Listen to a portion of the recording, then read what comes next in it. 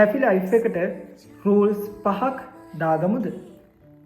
ඔයත් දාගෙන නැත්නම් දාලා බලන්න ඔයාගේ ජීවිතය සතුටු හිතේ. පළවෙනි කාරණේ.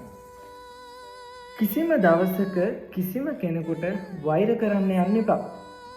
වෛර කරන්න තරම් අපිට වෙලාවක් ඉතුරු වෙලා නැහැ. දෙවෙනි කාරණේ. කිසිම දවසක කිසිම කෙනෙකුන් එක්ක තමන් සංසන්දනය කරන්න යන්න එපා.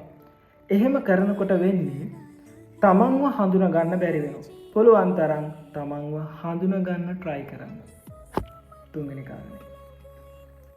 පසුතැවිලි තියාගන්න එපා ජීවිතේ. ඔයත් මේ වීඩියෝ එක බලන්නේ පසුතැවිල්ල ගණන් මේ දැන්ම එක නතර කරන්න. ඔයා මේ දැන්ම පසුතැවිල්ල නතර කරා කියන්නේ ඔයාගේ ජීවිතයේ අලුත් chapter එකක් පිටුවක් පෙරළුවා වගේ.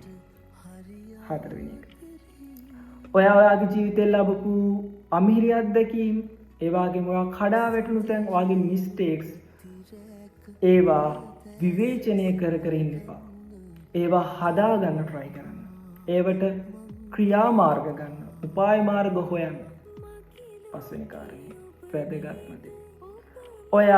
ඔයාට නැති දේවල් ගැන හිත කාලය නාස්ති කරන්න එපා. ඒකෙන් වෙන්නේ මොකද? තමන් පුළුවන් තරම් කඩාගෙන වැටෙනවා. කාලා කිරෙනවා. ඒ නිසා ඔයාට තියෙන දේවල් ගැන හිතලා සතුටු වෙන්න. පොඩි දෙයයිද තියෙන්නේ, ඒ දේ ගැන හිතලා සතුටු වෙන්න. මොකද නැති දේවල් ගැන හිතන්න වෙන්නේ තමන් දුකටපත් වෙන එක. ඒ නිසා මේ කරුණු 5 try කරලා බලන්න. ඔයාගේ ජීවිතය ලස්සන ජීවිතයක් බවට පත් වෙයි. අපි ඊළඟ වීඩියෝ එකකින් වෙනත් ටොපික් එකකින් හමු වෙමු. ගිහින් ගෙනන් හැමෝටම ජය. ඊළඟ වීඩියෝ එකකින් හමු වෙමු.